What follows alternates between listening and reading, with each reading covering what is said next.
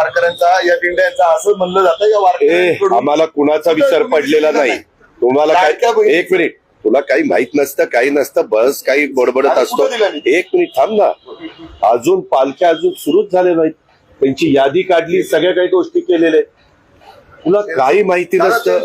एक मिनिट, मी त्यांना जबाबदारीनं सांगतो, राज्याच्या प्रमुखांनी या संदर्भामध्ये सगळ्या गोष्टी केलेल्या आहेत. निधीची उपलब्धता वित्त विभागाने केलेली आहे.